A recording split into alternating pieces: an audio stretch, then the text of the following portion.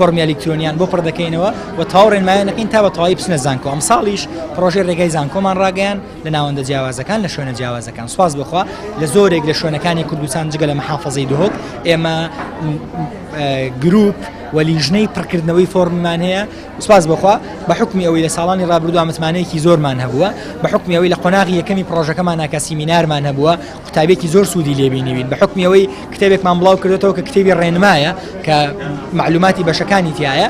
ئێمە سوپاس بخوا قوتابەکان ڕوومان تێیەکەن. ئەمڕۆ خوێندکارێکی دەرچوو پۆلی 12 هاتوومەتە ڕێکخراوی قوتابیانی کوردستان فۆڕی پۆلی 12 پڕەکەمەوە بۆ وەرگیران لە زانکۆ بۆ پرۆسێکی زۆر دەرکەوتەوە و زۆر بەڕێکوبێکی جێبەجێکرێت و کارمەندەکانی زۆر ماندوون. من وەکو خوێندکاری پۆلی 12 زانستی هاتووم بۆ پڕکردنەوەی فۆڕم بۆ ڕێکخراوی قوتابیانی کوردستان. زۆر سپاسیانەکەم، هیوادارم بۆ پڕکردنەوە شوێنێکی باش بن. دەستیان خۆش بە زۆر یارمەتیانیان و زۆر بەسەرکەوتی گویان کرد، دەستخۆشیان لێکم.